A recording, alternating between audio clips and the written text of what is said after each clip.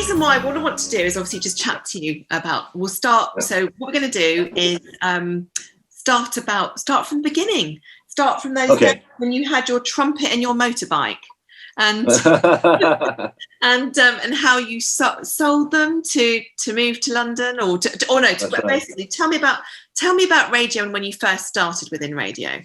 Well, I first started in radio a long time ago, back in the mid-'60s, when I was doing some work on a radio station called CJOV-FM in Kelowna, British Columbia, which is kind of like an ocean-fronted gateway to lots of Okanagan wine. And it's a very sedate, very quiet place, but it was perfect for me for kind of learning my ABCs. I was going to school there, and also indulging in my favorite activity, which was getting involved in the school radio team. And getting involved in the school's own radio system. And so, various high schools would have their own radio stations. And I tried like mad to get on this particular one. But in the end, I had to seek my fortune elsewhere. So I ended up working for a petrol station pumping gas. Then I came across a guy who used to be in the Boy Scouts. So I must have been about 12 years old, 11 years old, something like that. And he gave me the number of a guy who was a friend of a friend. And I went and did an audition. They liked it. And I wrote it to, feeling very full of myself, I sent a letter to the program director of Radio Luxembourg, which was a big station in those days. And I was so lucky that he happened to be listening to my audition tape, all at 12 Minutes of Hell. I listen to it now, but and I've actually still got it. Wow. I should be acquiring these and burning them. But anyway, I got a job doing classical music, and I got the funds that I needed by selling my motorcycle and by selling my trumpet, because I was playing in a symphony orchestra and I was also playing in the school band at the time. So that's what I did, and arrived in Luxembourg in 1968, full of a pocket full of dreams. Oh, that's amazing! And then you were there for Radio Luxembourg. So you were there for a few years, and you met Paul Burnett there, didn't you? And you worked together. Paul Burnett is not just the funniest guy in the whole radio industry in the UK, but he's a really good guy too. And we worked together at Radio Luxembourg, on Capital Radio in London. We were also on the same station at Radio 1, of course, in London.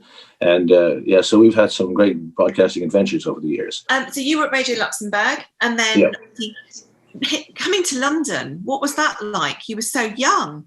So you were 16. That was 1968 that I arrived in London, and it was Paul Burnett's birthday. So he keeps popping up at these. We were meant to work together, but So I found it very lonely at first. It's a huge city, of course, compared to Kelowna, British Columbia, but.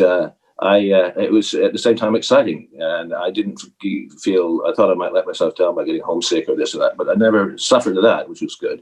And I got to meet a lot of flashy people, a lot of important people, a lot of VIPs, a lot of influential people in the music industry, and also the radio industry. So I just kept banging on the doors and playing my tape. Who would ever listen to it? It was one of those reel-to-reel tapes, but it worked. Did the job, and I was told that. If I could be in the Grand Duchy of Luxembourg, which is about 400 miles from London, with what was the airline called? The Wing flew. What was it called? Flying it's not that far, Luxembourg to London. It's about 400 miles, and I jumped on the plane and off I went with my francs at the time from the sale of my motorcycle and trumpet.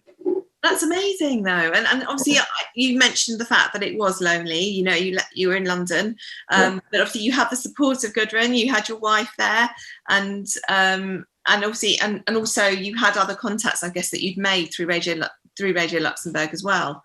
Sure. Well, we met actually, but Gudrun and I met in Luxembourg.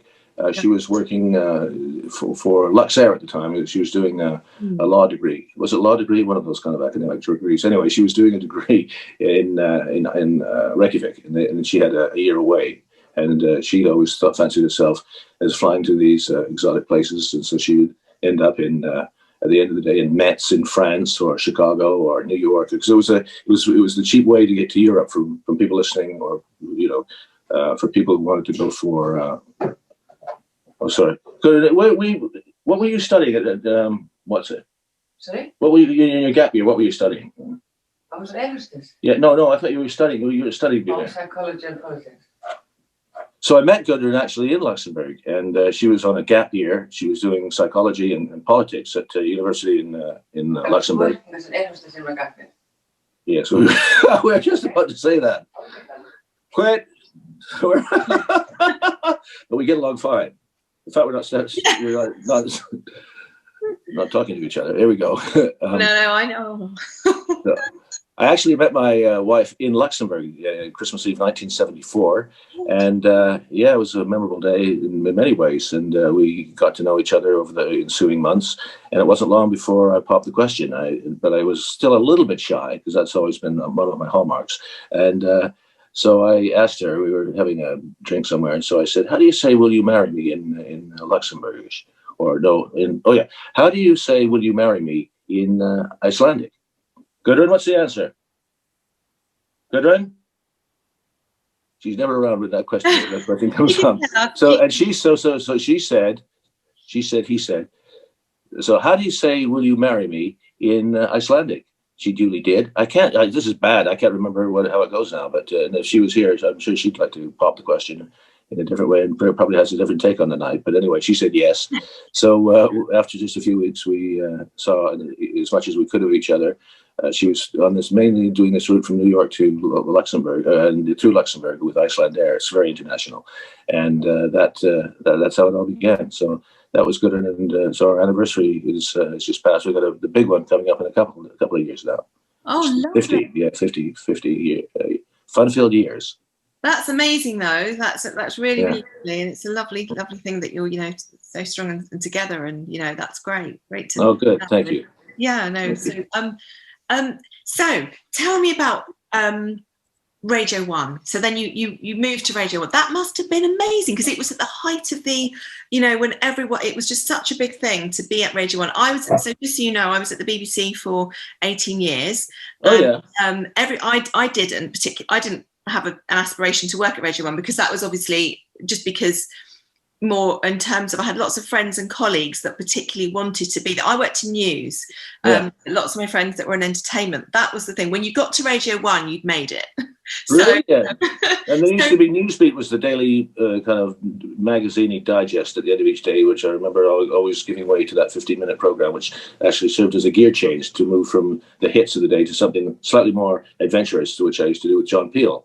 Yes, yeah. And he was a major influence on my life, not just his work, but as a human. He was a terrific guy and a really good friend. A bit like Paul Burnett and Paul Gabbaccini. Gosh, I know. Excuse me. Yes. We have the translators here. So there I was, when I'd gone back to my flat, and you were, at the time, you were what? Desperate. No, you were, can you come here for a second, please, and say, will you marry me in Icelandic? Gudrun, how? She's preparing herself. No, I'm a bit conscious of my... Don't get too close. Do you want me to come in now? Absolutely. Whenever you're comfortable, that'd be lovely to see you. Anyway, Christmas in Iceland is quite a big event, like everywhere, but especially Christmas Eve. And I was sent out standby to Luxembourg. Very, very, very sad. So after dinner, we all went to a nightclub or a disco, and David was there, and his friend was a DJ in the disco, and he had this competition.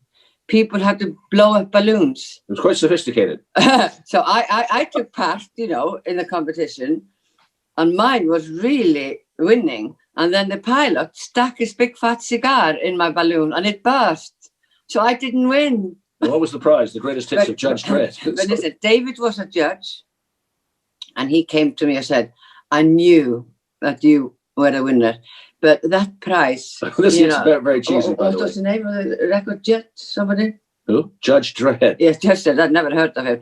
He said, I've got a lot better prize for you.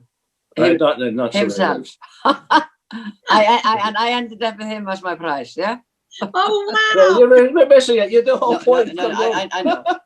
What he wants me to say, because he asked me, he phoned me the next morning at my hotel where I was staying, and he said, how do you say, will you, actually not the next morning, this was on my next couple of visits away. It wouldn't have happened the next morning. No, don't forget British Gas Account. Yeah, and then he asked me, how do you say, will you marry me in Icelandic? What is it? And we've lost the will to carry on. Okay. Viltu giftast mér? Oh, Yeah. Oh, what is that again? And Say it again. You said it too quickly. Viltu giftast mér? Yeah. Will you pass the butter? No, do you know something? What pill are you on? but anyway, so actually, speaking of pills, do I have to be? Anyway, so then he next time I saw him, shall we go and choose the rings? What? I was kind of joking. Anyway, so I said, why not? So we got engaged on the 12th of February, and we met on Christmas Eve. Very quick. Wow. Yeah. That's right. Okay. And still all these years later as well. So Still arguing. Well, we are not on speaking terms now. Don't worry, I know. I've only been with my husband 13 years, and I know what it's like. well, at the BBC, did you meet? We met. So it's funny. So he's we met at Top of the Pops. Now, so I was a runner there, and he was a camera assistant. Wow. And at Television Centre, and so I was working in studios a lot, and one of my shows that I'd work in quite regularly would be Top of the Pops, and that was the thing. Everyone loved to be at Top of the Pops. It was the place to be. And then back then it was very different because we had all the afterwards you'd have the rap parties, and you'd be able to and meet the artists and things like that. So we met there, and then we worked together quite a bit at the BBC on various shows. And I was there. I left, but I moved into news after that, and I was in entertainment for a while, and left the BBC about a year and a half ago to take over the paper, because my passion is writing. And so that's how we met. So he's now freelance, but the industry has been so badly affected. Oh, sure. Of course, yeah. He has hardly worked since March of last year. It's been quite a difficult and challenging time. I know. The novelty soon wore off, really, when we had the first lockdown. And yeah, I think so. But David, you don't want to hear about me. I want to hear about. Can I just add one thing? And this is 45 years later, almost 46 years later. You've done that bit. You've done that bit. You've done that bit. Okay, good. I will be in the background if you need me for any facts or figures. Then I am your lady. Thank you so much. Okay. It's great to have you both as well. To be able to chat to you both. And thank you. No, it's lovely. So, so David, when you were at Radio 1, obviously all these friendships, obviously John Peel, it must have been sort of an extended family for you, meeting all these names, and also, and not to mention obviously the artists and the people that you started the careers with. But just tell me a little bit about your time there and what it was like. Well, it was like doing Top of the Pops in particular was like attending a New Year's Eve party a lot of the time, especially in the 80s, where people would dress up to be on and jump around and be very colorful.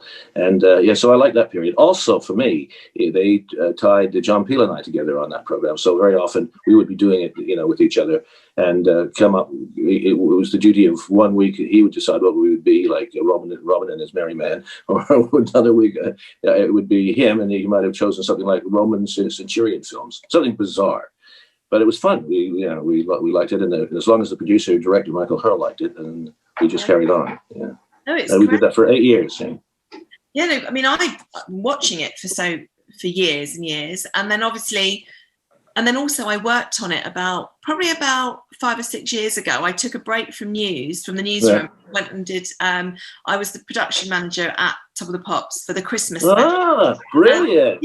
So, and it was so surreal though, because obviously I'd loved it as a child. Every Thursday evening watching it, and then it eventually moved to Fridays, and as you probably and then actually working and being there in that capacity was very, very different. So, but it was lovely to be able to do that. So yes, I resonate with you on how what it was like. Not obviously presenting, but just being able to talk. But then so after Radio 1, you then obviously moved. You got Capital Radio. You moved to Capital Radio. I did that for about 8 years. I did Capital Radio, did Luxembourg for about 8 years, and then so each of these little jobs have been 8 years long, and there's something in it. Paul Burnett might have something to do with it, but I don't know what. But certainly, if we so Top of the Pops led to doing more TV work, and also led me to taking an opportunity to move to Atlanta, Georgia, where I worked as a news anchor on CNN in its very early days. And that came about. It's funny because you never know who's listening, and how you might find yourself with a listener, and who's somebody like Robert Wussler, the president of CBS Television in America. He happened to be watching. So I was doing a schools program about the life of Martin Luther King, who happens to come from Atlanta, but he liked whatever he saw in me, and they flew me to New York, and I was there for 2.5 years doing the CNN, coupled with the Superstation, which was the first ever satellite station, and those were exciting days. Living in Atlanta was very different from living in where was I? Where were we at that time? We'd moved from Nottingham, and but I'm trying to think of the town in Nottingham. Runnington. So that led me from moving from Ruddington in Nottinghamshire, which I was living at for a little while, at a house previously owned by Anne Aston. And older viewers of our program, what are you doing now? Bringing me some tea? No, you're asking. my hot lemon water. Oh, brilliant! Yeah, she'll work her way into this. She will work her way into this program as many times as she can get away. No. So anyway, where was I? We were living in Atlanta, Georgia, and having a great time working because I was a bit of a newsaholic. I always used to listen to Radio 4, but more particularly, I listened to LBC in its early days, and I just like that way of doing news, rolling news, and the kind of thing that people now are a bit fed up with. But because you hear the same news, on the hour every hour, and the report, and by it's like Groundhog Day. You can hear the break coming up, and then you can hear it's going to be somebody saying good afternoon. It's currently, and that kind of formatted stuff is good. It was very different. But I was glad when I got the opportunity to come back to Britain, which felt more like home than anything else really at the time for me. So one of the reason I got there in the first place, I'll try and keep this a little bit short, was that there was a lady there called Doreen Davies who recently passed away. She was a senior producer, one of the 3 senior producers at Radio 1, and she came to see me at Radio Luxembourg. I didn't realize what was behind it, but she came over with her husband, who was the senior producer at Radio 2, and she said to me, "We'd love to have you on the station, Radio 1."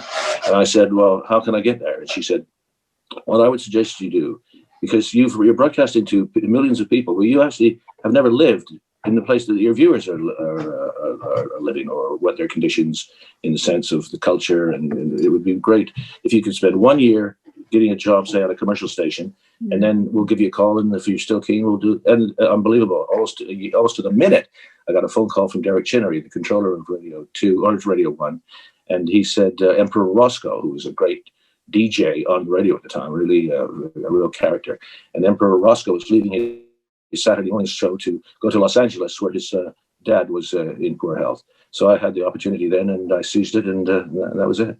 That's showbiz. Well, yes. My version of showbiz. No, it is. And speaking of showbiz, you helped so many people's careers. Obviously, Police. Yeah. So The Cure. I've got Gary Newman. Yeah. Tell me about that and what Thin Lizzy. Yes, the integral part of how was that? What did you do? Well, it was exciting because basically I was on the radio because I liked listening to music, and I liked championing bands, not for the sake of it, but for bands or artists that I thought, this guy should be on Top of the Pops as a regular, or this guy should have a hit, or somebody should sign this guy. Very often it was people would send demos in either cassette format or what other way in those days would people have done? Yeah, they would send demos in cassette format. And I would, if I was doing a Radio 1 roadshow somewhere, I'd have the back seat would be full of unlistened to cassettes, and I would go through them. And if I thought they were good, I would. And there's the phone telling me this is another one right now. He wants to be on Top of the Pops. Okay, we'll wait to hello, clunk, click. Hi, George. And that's somebody called George. Oh yeah. Oh my goodness.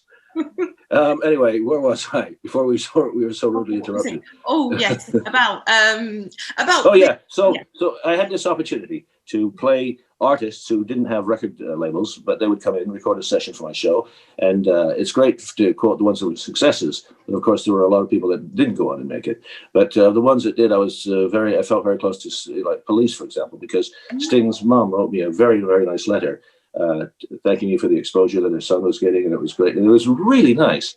And and on Top of the Pops when the Smiths came on, because I was the first to play them, and I still love The Best of the Smiths is one of my favorite albums. So we listen to that in the car all the time. But even now, it's a bit sad. But so it was great to be able to do that, to play Frankie Goes to Hollywood, and the editor, the producer of The Tube happened to hear my program and heard the session, phoned up the next day, said, how can I get hold of them? And I passed on the telephone number.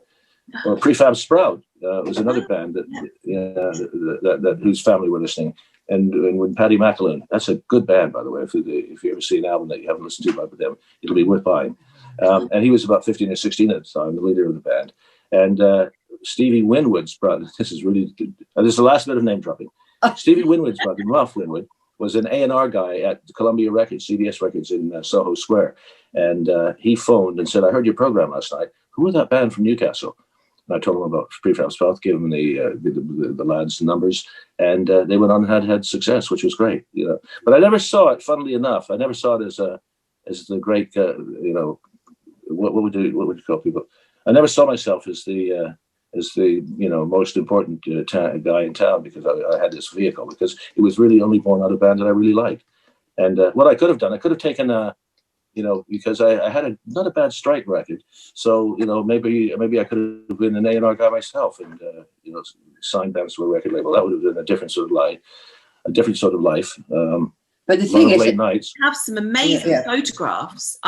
You must have incredible. All these people want to come take pictures of me. I said, what do you take pictures of me? The thing is that, but Louise, the DJs in those days, they were a bit like pop stars. Mm. Yeah, Well, I mean, I used to listen to Kid Jensen, drive time on a Capital Radio. I'd come in from school, and so I would have the radio on in my bedroom, because I was allowed a radio in my bedroom, not a television, but a radio. Yeah. And I would listen to you. So it is so great lovely to this was in Surrey. I've always lived in I grew up in Caterham. Well, I grew up in Chaldon. I don't know if you know Chaldon at all. No, I don't. It's just next to Caterham, a little village, and it's where Emma B. So I've been chatting. Emma's helping us with the fest this time as well. Great. I haven't seen her for a while. I last saw her on radio too. Is she still doing BBC work or? Yeah, well, she does. She's been doing Magic Radio. Oh, Magic! Yeah, that's a good topic. Yeah. So she was very sweet, because she's a lovely lady. She's helping us this time around as well. But she helped my daughter. My daughter's just turned 13, and she has her own radio show at the local community radio station. Oh, nice. And she's been doing that for about 3 years now. And Emma came in, and my daughter interviewed her, and then she invited her to go to the Magic Studios in London. And so it was just made her, she absolutely loved it. So, to be able to go into these studios in London and sit there, and and we got some lovely photographs. So Emma's great. Yeah, that's nice. That's supportive. So do you think she wants to stay in the industry, or would she like to do journalism, or be a performer maybe, or presenter? Or with my daughter. Yeah. So she absolutely wants. She loves presenting. She loves her. She currently has. She loves acting. She loves being on stage and performing. And the radio show, we've been trying to get. We just started getting guests in for her show, but obviously COVID now. Obviously we've not been able to. But maybe you could be a guest for her, David, at some point. Sure. Okay. Yes. Well, because I've got this darn Parkinson's business, I can't drive the way I used to. Peter can pick me up. I'll come and see you. We can do it over. We can do it through the phone. We can. There's a setup. However, I'm happy. Thank you. And it's a local radio station as well, Ridge Radio, which is our community station here that goes out across Tandridge. So that's lovely. That we have that here. But yes, one of my questions to you, which I was going to ask you later, was. But I'll ask you about it. But advice that you would give to someone that wants to pursue a career within the industry, within the music industry, within radio, just sort of getting into that industry. What was the piece of advice? Because my husband's always saying to her, "You don't want to work in television. You want to be a banker or a lawyer." And safer, or a plumber, or a dentist, it's true. Yes. a barber.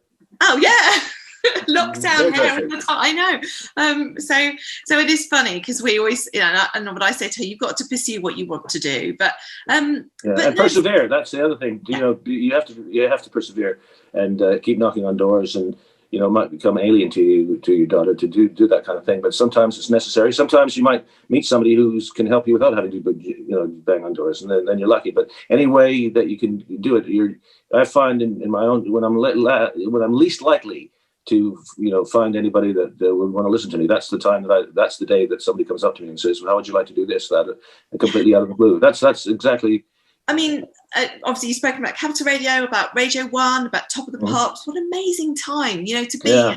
And looking back, it was a great time. And I've, people say, do you have to anybody about anything? You say, do you have any great regrets? And not really. I'd do the same thing all over again, I think. Yeah. That's okay. That was okay. That was okay. I've got these memories flying around the room. But at least I've got a lot of memories and I've enjoyed myself and time on my hands, which gave me the opportunity to do the biography.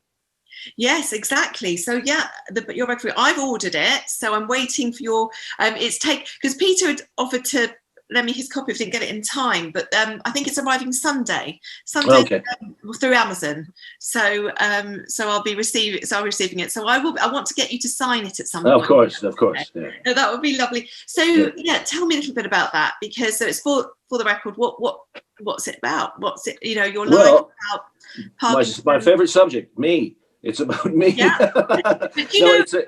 Go on. No. So I shouldn't have said, but what I wanted to say to you is, for years I tried, not that it's anything interesting, but for years I wanted to write a book about me, and the book was, because all the days at the BBC and all the things that I did. Yeah, exactly. I could do some name dropping, David, but I won't. That's what the publishers want. Fortunately, I found one that was not looking for anything salacious, and so. I think it's come up pretty good. You have to get the first word on the first page. You just got to get that first word, and then off you go. But it's getting the motivation to do it. Yes, it's true. That's the thing. I found it, and it's also really hard when you've got distractions, whether it be children, whatever it might be, and sit there and actually, get everything down. Yeah. I've ordered it, so tell me a little bit more about it. It's about you, about your career.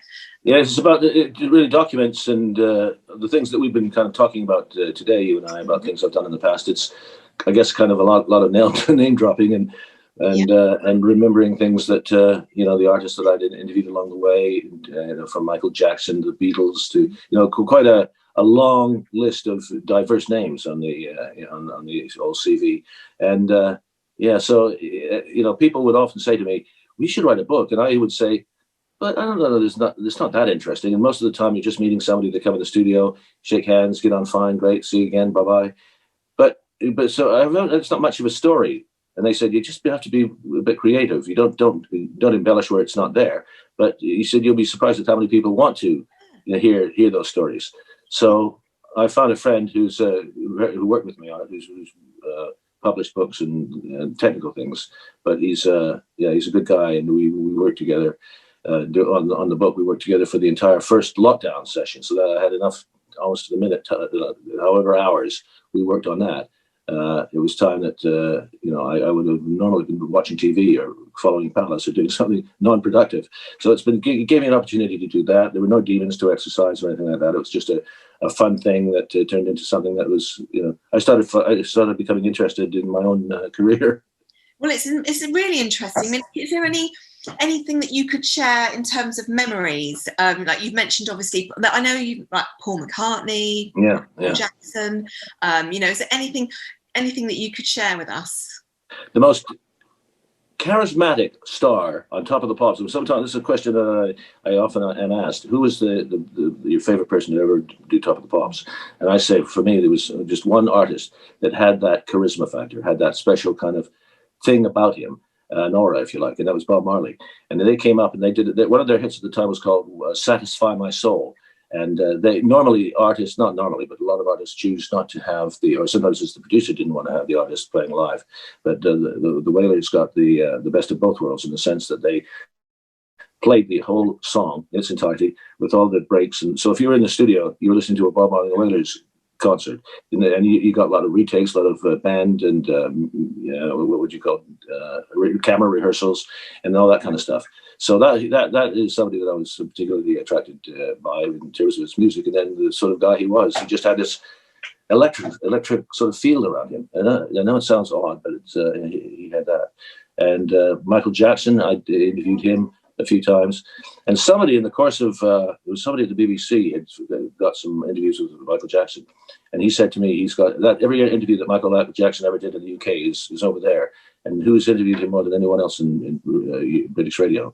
I said, I haven't got a clue. He said, you. What? Hey. Very easy guy.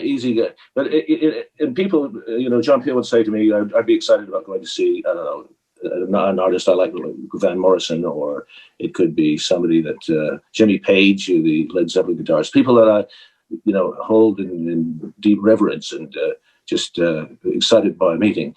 I actually did meet them. And John Peel said, "Don't meet your heroes because you'll be disappointed." And in the main, that has been the case. And I've never walked away from an interview thinking that was rubbish, or not necessarily the artist. Maybe I was. Of course, I didn't happen often, but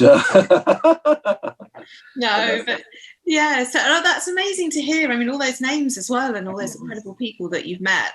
It's lovely to, and you must have so many stories to tell. So that's why the book's great. It's be able to. Thank you. Yeah, thank you. So I'll tell you once I finished it, and then I'll get it. Well, once we can, I'll get maybe through Peter, or I'll get you to sign. I'll ask you to sign it if that's okay. Great, of course. Of course. So, also, the other thing that I wanted to talk to you about was your weekly entertainment column. So you used to do that, didn't you? You used to write. I did the Mirror. Various papers. The who? Sorry? For various papers. So you had the dates. You're quite right. You're quite right. I did national press as well around that time. I was doing the People, or the Sunday People. I was doing the Sunday Mirror. I did a couple of just one-off or two-off sort of articles for people, and I used to like going that, particularly going to the Daily Mirror. That's when bylines kind of meant something, and people like Paul Callan and Marge Proops and Alistair Campbell and a whole list of people that were pioneers in their own way. So I used to get excited about going up to the Daily Mirror and delivering my copy for that week. So wow, maybe you could do an entertainment column for me on a monthly basis, David. What sort of thing are you looking for? Well, it's on a monthly. So what the paper goes out on a monthly basis across Tandridge, and it would be fab. It'd be maybe a one-off. Maybe have a think. All right, we'll have a think. We'll talk again, and then we'll have a think if I can bring anything fresh to the table. Yeah, absolutely. I'd love to hear some of your memories as well. That would be incredible. So obviously Parkinson's, 2018. That's when you publicly spoke about it. Yeah. And I mean, that must have been a really difficult to be able to time to obviously comprehend what was happening and to get the message out to people and explain what was happening to you. That's right. It's such a very slow disease. It moves very slowly, which either gives you more time to worry about it or gives you more time to kind of to accomplish things. So you have to, I mean, it's easy to say, but being around positive people is very helpful. People that are kind, basically. That's the thing that and I found out that most people in my life that I may have known on a casual basis were kind of like calling me up and how I wouldn't necessarily have known them personally, but I was always very responsive. People said, well, the first neurologist I had after having my diagnosis was he said to me, no, the most important thing is not to tell anybody what you've got. And I said, why? He said, because otherwise you'll be spending your whole life answering questions. People say, how are you today? And I said, well, in a funny way, that's what I'm looking forward to. That's the thing that I think I had no idea it would be quite as warm, and that there would be so much love out there. In the sense that I like talking to people and meeting people who also had the disease, and so there's a great Parkinson's network for people, Parkinson's UK, and they do a lot of stuff to make people aware of what they do as a charity, and also which is important in order to get funding to help people with the research that they need to do all the time, because it's the symptoms and causes and everything else that is associated with Parkinson's. There's been a lot more kind of advances in other, charitable bodies. So I think they're going to step up the momentum, step up the campaign, and make themselves more visible to help when it comes to getting funding for, people who have this condition. No, that's good, because I think it's really important that people in general talk about something. If they have a disease, if they have an illness, that there is that support out there, and that they're able to speak about it and not keep quiet, because that can lead to loneliness, isolation, and depression. And that again is one of the hallmarks. It's one of the things. It's a disease that packs a lot of unwelcome guests, but that's one of them. What did Billy Connolly, who has it, he said on stage something like, "I've got Parkinson's, and I wish he'd take it back," or something like that. I thought it was quite a one-liner, because he tends not to get involved in the fundraising or anything, which is his choice. But he was a great ambassador while he was there. He replaced Muhammad Ali, who was the first kind of international, because he had it. So there's no kind of profiled, person, man, women, it doesn't matter what the age or it is, it can hit anybody at any time. And it is difficult, but at least they're working on it all the time. And who knows? Maybe today's the day. I'll get a call from Paul Burnett. Paul Burnett will call and say, "They've got the cure for Parkinson's." Yes, exactly. I mean, I really wish you well with it all. Thank you, Louise. And with coping with it, and also with and it was also good to spread the word about the fact that there is help out there as well for people that are suffering. So with it all, and also turn it into a positive as well, that there is so much help out there, and not to keep quiet, and not to not say anything.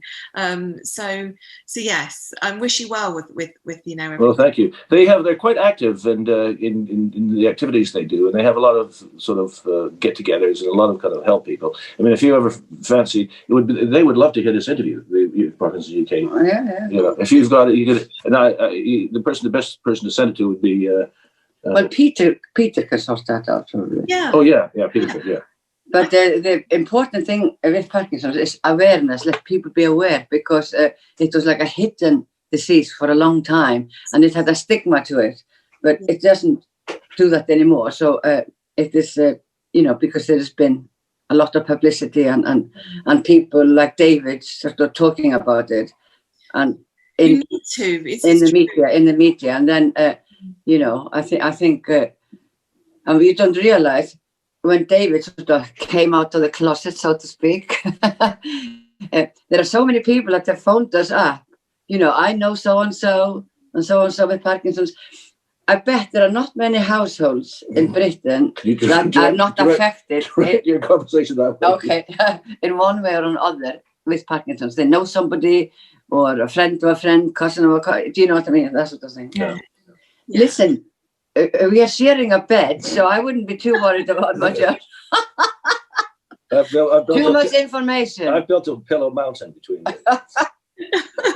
What my son says is to me all the time. He won't let me. I think, what did I do the other day? I had a sip of some water in a glass, and it was his glass. I said, "Mummy, no, COVID." And I said, "Oh my goodness." They learn these things from school, don't they? I know.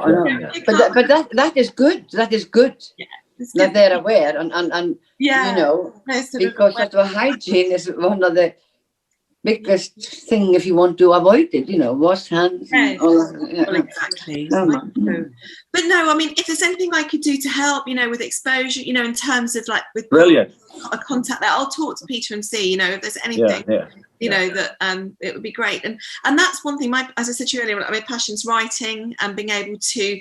I love. Looking into a story and being able to put it into my own words and get it out to people. And our paper goes door to door in a lot of the areas that we distribute to, and it's going to people that are at home, because even pre-COVID, because they can't get out, because perhaps they're elderly, perhaps they don't know about the internet, they don't know how to access the internet, that sort of thing. Oh, I know. Well, that would be I tell you what, Louise, you can write David's next book. There we go. Nice for him to have him holding his book in the video. Brilliant. I've been doing so much directing recently with David at home. Doing that. But with interviews.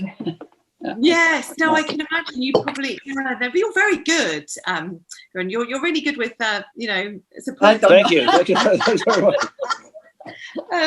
So I mean, I think, you know, I wanted to obviously talk to you just to sort of, you know, have a chat about your career, David. Yeah. Obviously tell you about the event that we've got coming up. When is that? So it's Saturday. So if you get the chance, first of all, are you on Facebook? No, I'm Twitter, but I don't manage that very well at all. My old-fashioned email will always get me. Yeah, so we tweet as well. But what I'll do is, do you want to take it down now? On Saturday as well, if you get the chance to log onto YouTube, you can watch. The clips will be going out on YouTube throughout the day. So you just have to search for the cage. I'll send you an email. That'd be great, Louise. Thank you. Yeah. Is the whole event on Facebook? Yeah, so it's been streamed via Facebook, but also it will be put onto our YouTube channel. So that's the Caterham District Independent, and so it will all be via that. So you'll be able to watch it that way too, and even after the event. So it will be there on. Yeah. That's great. Because it's a Saturday, but I do have an issue with Saturdays from now on. It's in the evening. What time is it done?